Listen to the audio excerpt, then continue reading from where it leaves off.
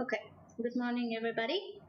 So we were at the physiology of digestion. We have finished the digestion in the buccal cavity. First of all, what's the definition of digestion? Digestion is the process where complex food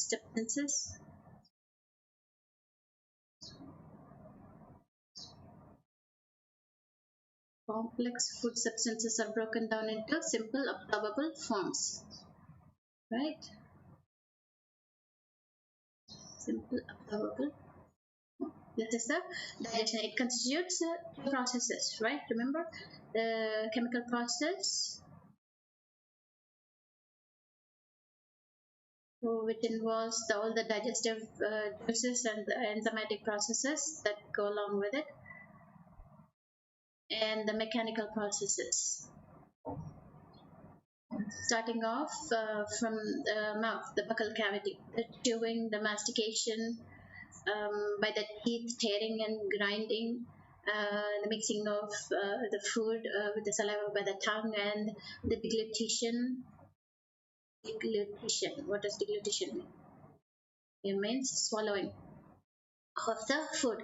These all considered the mechanical processes. They are also we also know that if we take a section of it, the gut consists of a muscular layer. Just below the serosal layer, there's a muscular layer, right? We call it muscularis externa. Muscularis externa. Okay, let's take. So this has the longitudinal and the circular muscles. Of course, in the stomach, we also find the oblique muscles. These help in the churning of the food.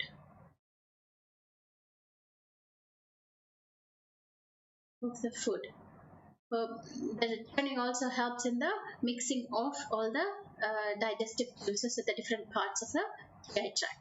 So those are the two processes, the mechanical and the chemical processes. We have also completed the digestion in the buccal cavity, right? Remember, in the buccal cavity,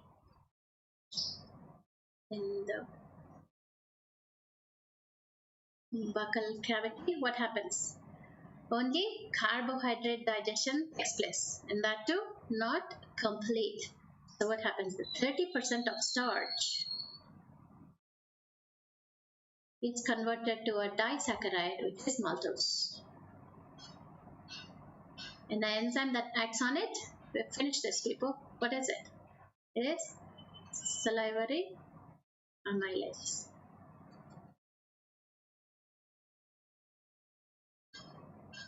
Salivary amylase. So that's the buccal cavity. It's alkaline. The salivary juice consists of not just the salivary amylase, but also consists of lysozyme and mucus. Mucus binds the food together.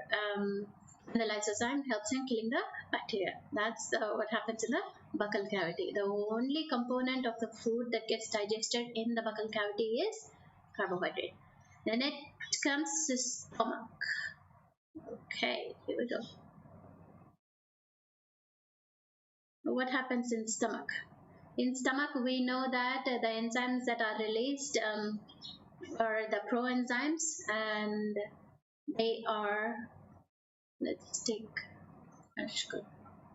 the prorenin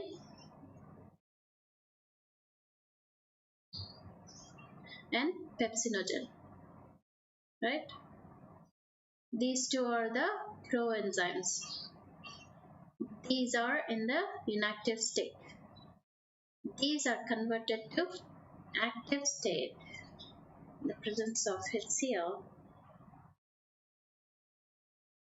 In the presence of HCl, they are converted to renin and pepsin. So the component that is digested in the stomach is proteins. Not the complete digestion, but a part of it. So let's see what happens. In kids, in children, they drink a lot of milk, right? The protein present in the milk is casein. Let's take green. So casein is acted upon by renin in the presence of calcium. Remember the spelling, people. There's two N's in this renin. Renin converts casein in the presence of calcium to calcium paracasein. This calcium paracasein is acted upon by pepsin.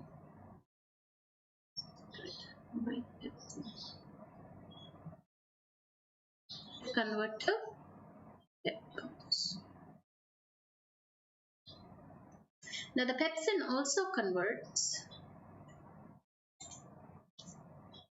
proteins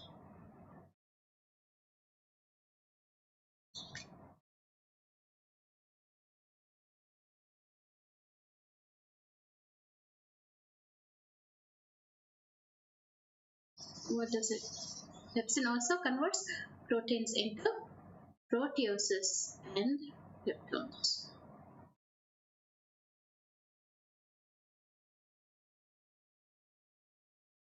These are at varying degrees of digestion. These proteoses are a little bit bigger than peptones. The end product of protein digestion is not proteoses and peptones but amino acids. So the proteins are partially digested in the stomach. The enzyme pepsin acts in the acidic medium, hence the HCl. HCl also not only gives the acidic medium for these enzymes to act on proteins, but it also kills the germs. We've also seen the germ killing in buccal cavity by lysozymes. Next comes the small intestine. So let's see what happens in the small intestine. We finished until this part, right? Until the stomach. So in the small intestines, we know that the complete digestion takes place. Not just the complete digestion, but also the absorption takes place. So now let's start off with the digestive part of it. So what are the three main components of the food we eat? Carbohydrates, proteins, and fats, right? So let's take carbs first.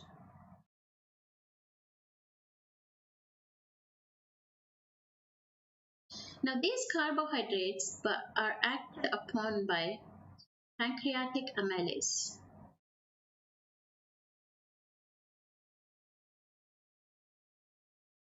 And they are converted to disaccharides.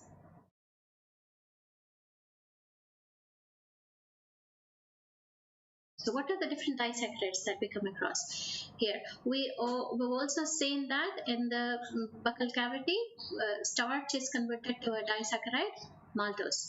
So the disaccharides we come across are, let's take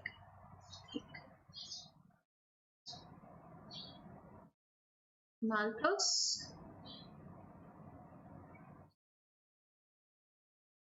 sucrose, and lactose. These are the disaccharides. The disaccharides are not the end product of carbohydrate digestion. What are monosaccharides, right? So these need to be converted into monosaccharides. So maltose is acted upon by maltase.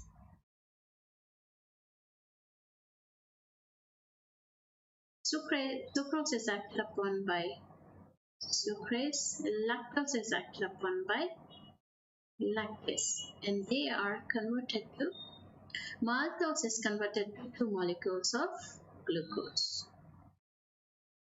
And sucrose, which is also known as invertase, is converted to maltose, sucrose, and lactose. And these are acted upon by disaccharidases, which are maltase, sucrase, and lactase.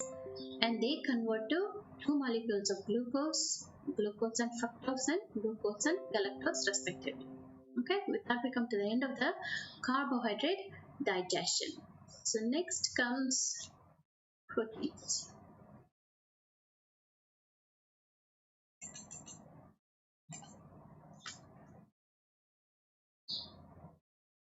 Let's take black. So protein digestion, right? We know the protein digestion has already started in the stomach, right? And they are converted to proteases and peptones. In the pancreatic juice, we find trypsinogen,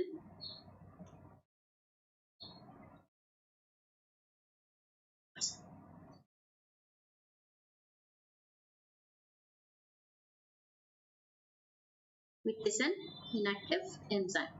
This is converted to trypsin by the enzyme intrakinase.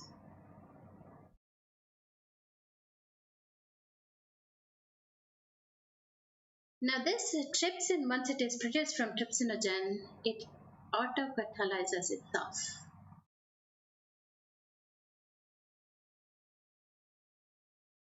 Back to trypsin, so that more and more of trypsin is produced. Remember this autocatalysis. First, at the beginning, trypsinogen needs to be converted to trypsin by intrakinase. It can do it by itself by autocatalysis. This trypsin acts on chymotrypsinogen. This is also another enzyme present in pancreatic juice. Chymotrypsinogen.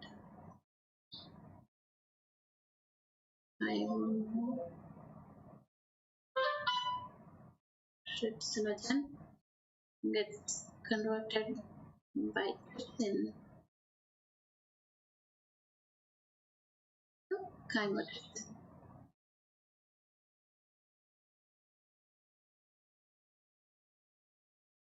Now that we have the active enzymes present, remember a lot of the enzymes in this digestive tract are produced in an inactive state so that they don't start digesting the wall of the GI tract. It's called excoriation, especially in the stomach. The mucus and the bicarbonates produced by the cells in the stomach actually help to protect the lining. In the same way, most of the enzymes are produced by the glands also. They're produced in the inactive state so that they don't start digesting the cells that produce them. So these need to be converted into active state, and we find the trypsin and chymotrypsin are in the active state now. And these act upon the proteins, the partly digested proteins, which are proteases and peptones. Remember from the stomach? These are acted upon by trypsin, chymotrypsin, carboxypeptidases from succus centricus, aminopeptidases, intestinal juices. These are converted to tripeptides and dipeptides.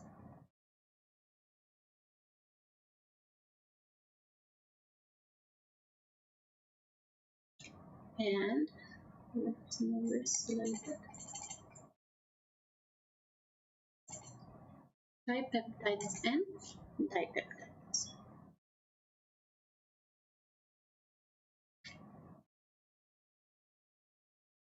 This is not the end product of the protein digestion, right? Still more, these need to be broken down to amino acids. So the tripeptides are converted to dipeptides and amino acids. And the dipeptides are converted to amino acids. These amino acids are the end product of protein digestion. And the enzyme that helps the tripeptides to convert it to dipeptides and amino acids are tripeptidases and dipeptidases are act upon dipeptides.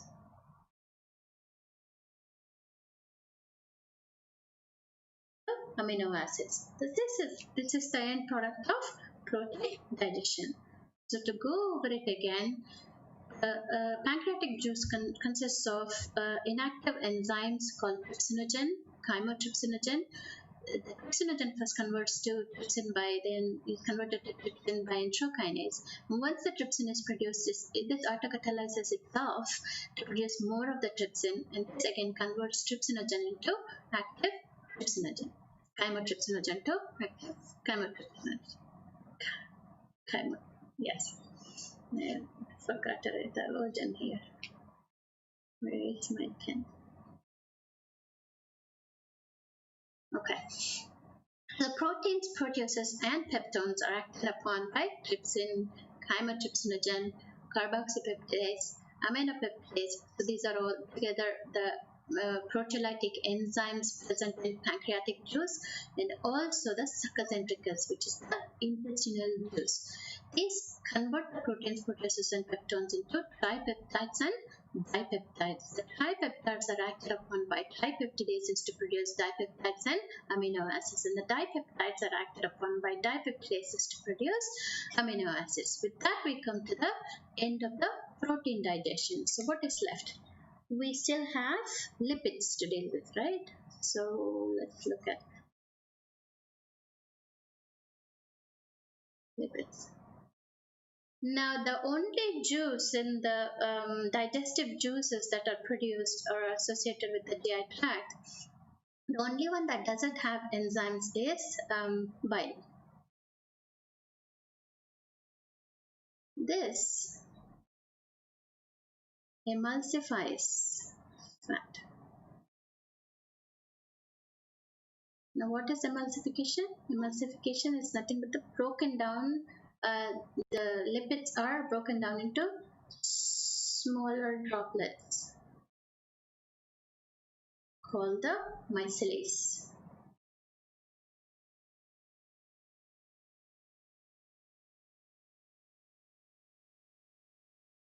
Called the micelles. These are acted upon by the lipases present in intestinal juice and also the pancreatic juice. So, fat droplets are acted upon by lipases to diglycerides, monoglycerides,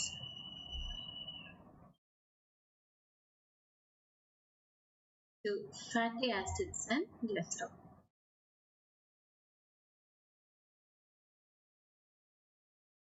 This is the end product of fat digestion.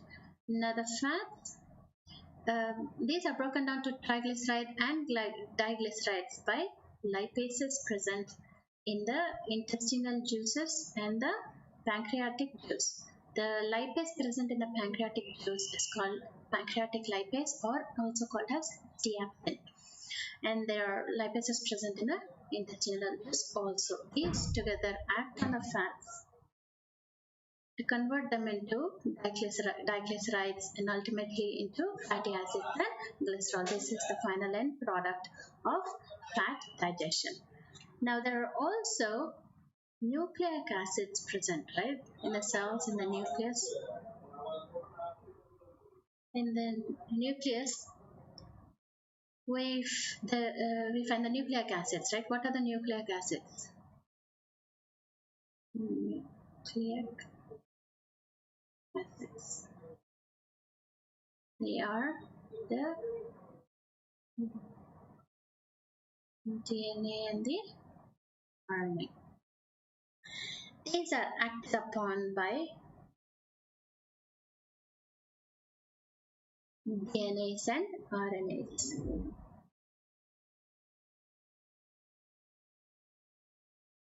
And they are converted to nucleotides. These nucleotides are acted upon by nucleosidases. Nucleosidases. give you nucleosides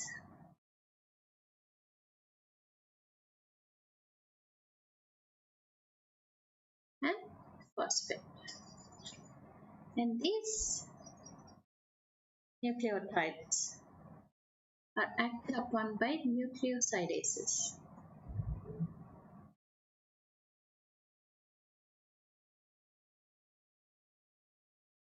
to produce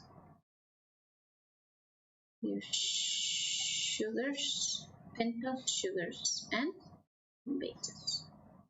Your A, T, T, adenine, thymine, guanine, and cytosine. The ribose, deoxyribose, and the ribose sugars present in DNA and RNA respectively. So, go over one more time.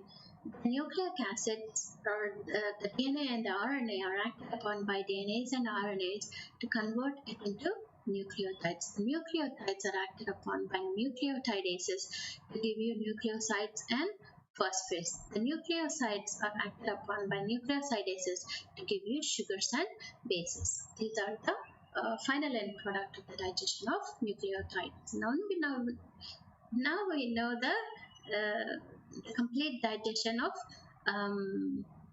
the food. So what are the end products? The end products of carbohydrate digestion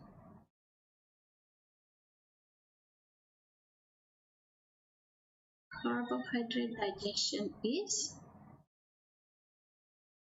glucose, galactose, and fructose, right? Monosaccharides. Then we have proteins, right? These are converted to amino acids. Now the last one is the fats. These are converted to fatty acids and glycerol.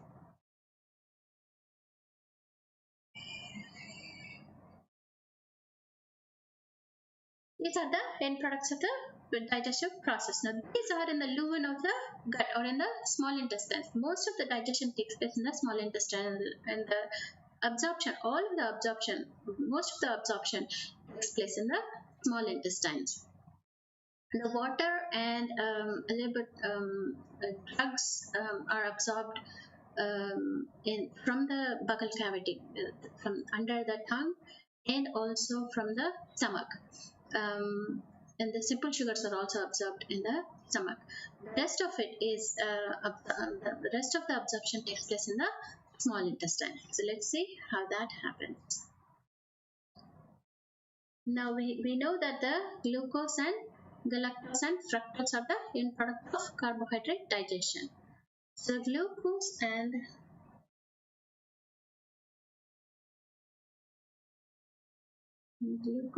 galactose, they get into the, from the lumen, they get into the epithelial cells through SAT. That is secondary active transport. Now from the epithelial cells, they need to get into the bloodstream, right? The vessels. That happens through facilitated diffusion. That is glucose and galactose. Now there's one more left, right? The end product, fructose. Fructose goes into the epithelial cells through facilitated diffusion. From there into the bloodstream, it still goes through facilitated diffusion into the blood. So the mechanism of the absorption of fructose is simple. It goes through facilitated diffusion. But glucose and galactose, first it needs to enter the epithelial cells through secondary active transport coupled with the sodium ion. mucus into the epithelial cells, and from there it enters the bloodstream through facilitated diffusion. The next is the amino acids. Amino acids also go through the same process as the glucose and galactose. Now coming to the fatty acids, the small chain fatty acids. Let's take someplace else. The small chain fatty acids,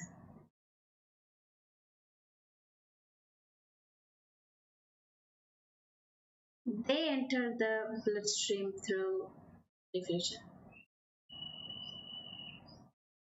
all the way from the lumen to the bloodstream. It goes through simple diffusion. What happens when there are long chain fatty acids?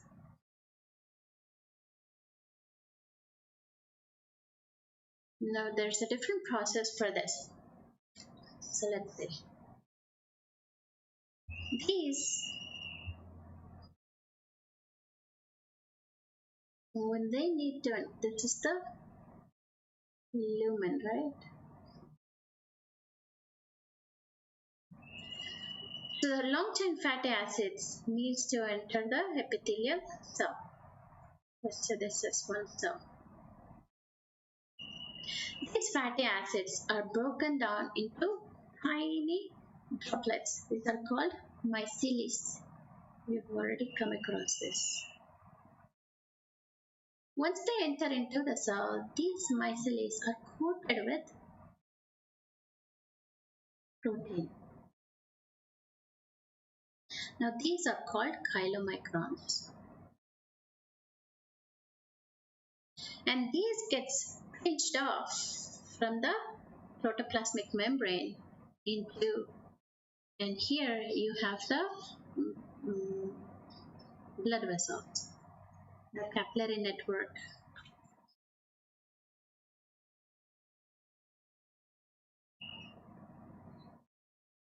This we know is the lacteal. But here we have the capillary network. Now the pinched off chylomicron, the process which is known as exocytosis, endo means inside, exo means out. Where is my pointer? Okay, it goes off with exocytosis. And these cannot enter into the blood supply, like the glucose, your fructose, and the amino acids that enter into the blood supply directly. But these are too big for them to enter into the blood supply, so they are taken into the lacteals. See this? This is the lacteal. And from there, it is carried through lymph. Remember that lymph is a parallel transport system that aids your venous system. It runs parallel to the venous system. So this lymph gets carried through the thoracic duct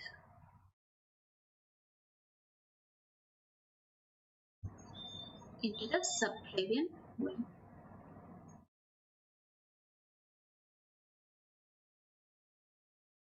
Now from there, it is carried to the rest of the body where it is utilized to produce energy. And the rest of it is taken to the liver or adipocytes in the adipose tissue and stored as fat. Okay, so the small chain fatty acids goes through simple diffusion, but the long chain fatty acids cannot go through. So how do they go?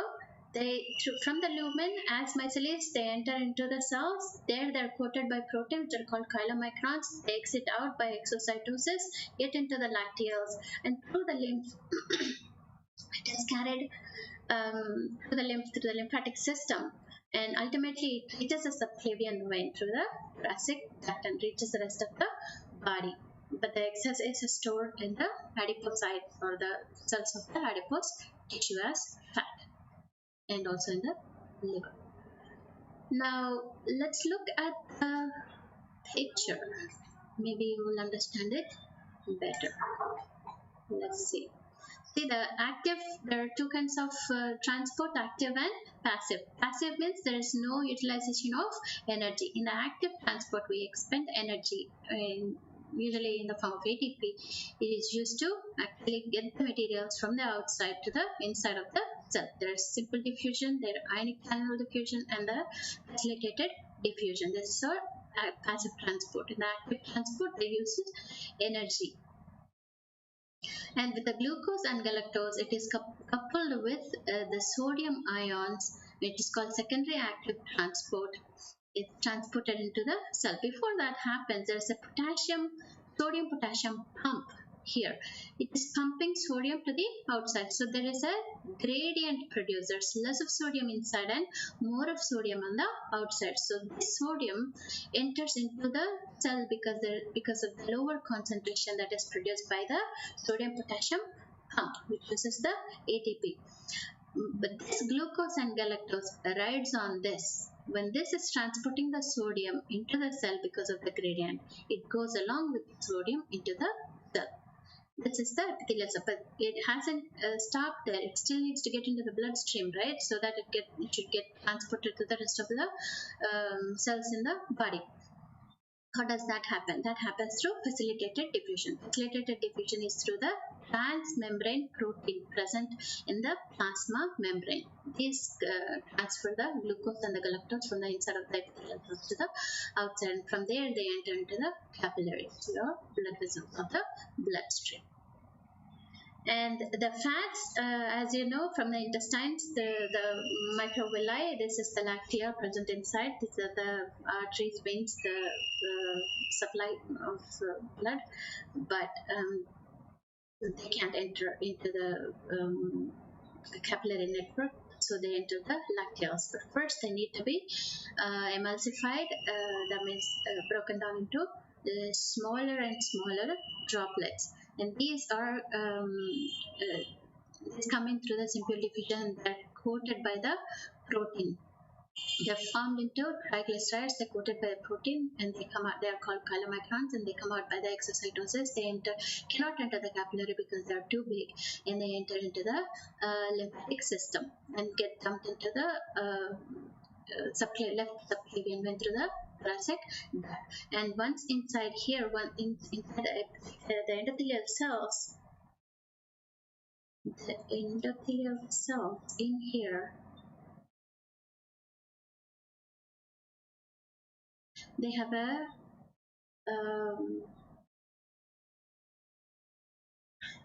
lipoprotein lipase.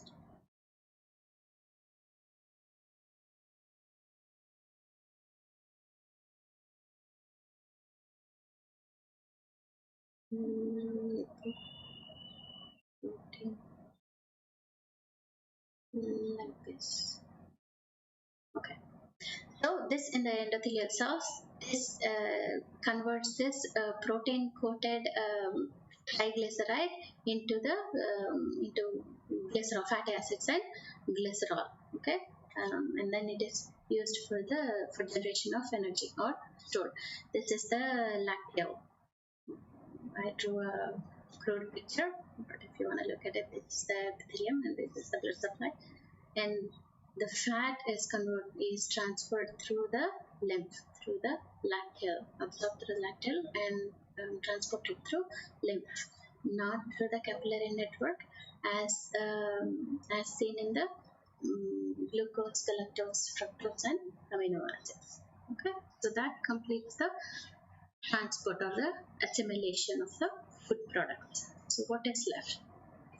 Now we need to look at, this went all the way to the top. Okay, we are left with hormones, right?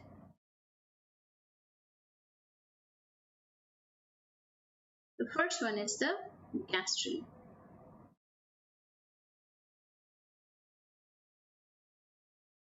This stimulates the production of HCl and pepsinogen. Okay, and the next is the dip.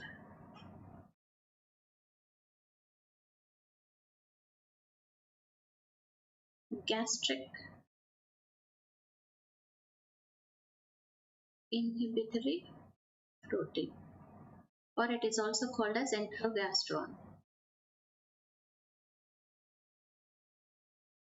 This, what does this do? It stops the gastric mobility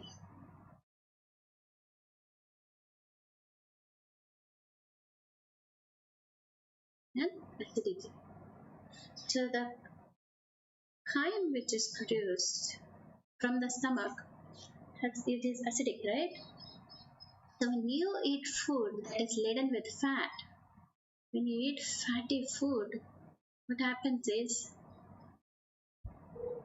it needs long time for processing in the small intestine. That means you need to regulate the flow of it from the stomach. So it reduces the flow so that it can be acted upon and fully digested. So the gastric mobility and acidity is reduced by enterogastrone, so that the fatty acid will have more time to be acted upon by the lipases produced by the pancreas and the intestine.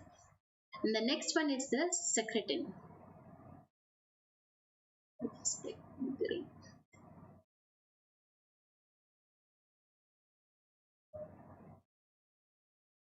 Now this stimulates the production of water and bicarbonates. These are all produced by the duodenum people. This is the only one produced by the stomach. The rest of them all are produced by the small intestines of the duodenum. The secretin stimulates the production of water and bicarbonates from the pancreas. Why? Because the chyme that is coming out of the food, semi-digested food coming out from the stomach is very acidic, right? So in order to neutralize the acidity, bicarbonates are produced. And that is helped by the secretin. The hormone that helps this is the secretin. The next is cholecystokinin, or lipstick black.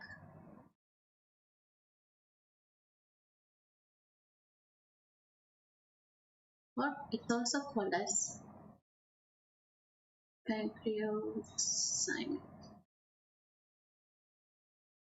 Now they stimulate the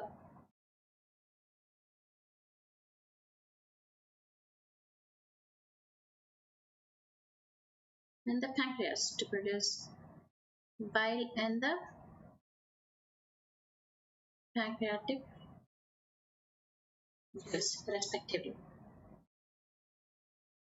Okay, so this releases the bile and the pancreas, so that they can act upon the carbs, proteins, and fats and complete the digestive process. These are the main ones: the gastric inhibitory protein, secretin, and cholecystokinin. And then there is another one called enterokinin.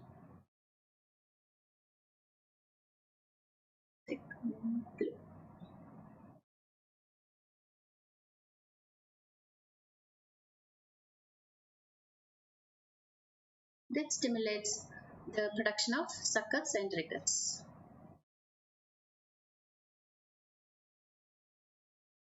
Another word for intestinal juice. And there's also villikinin. This increases the movement of villi. These are the hormones that help in the stimulation or the production of different enzymes or different things from different parts. They're mostly produced from the duodenum, but one is produced from the stomach, that is gastric.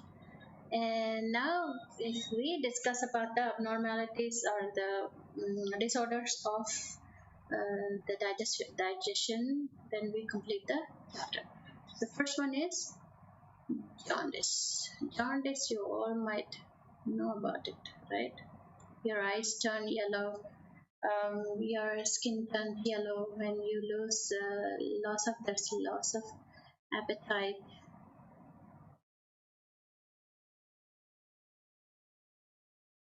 It's also called as anorexia. and you have your whites of the eyes turn yellow due to the deposition of bile pigments. Then there is jaundice. Let's take black. Sorry, vomiting.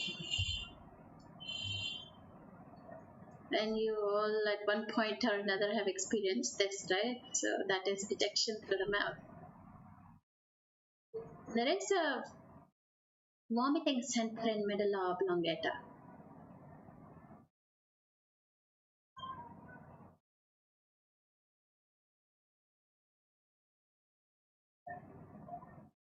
That helps in the reflux of whatever food that we ate from the stomach.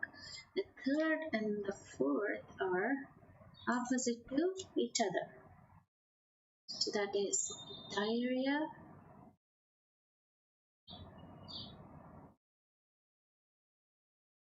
and constipation. These are kind of opposites because these produce loose motions, these produce hard feces. These are because of the regular, more frequent bowel movement. This is irregular bowel movement.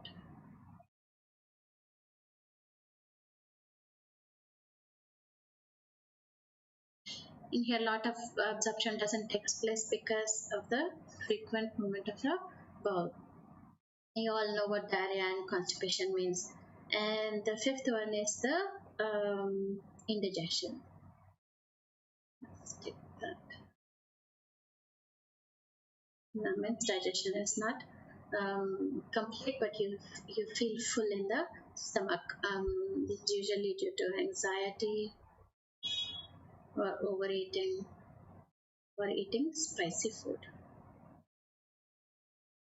And one last thing that we need to understand before we close this chapter is the calorific value.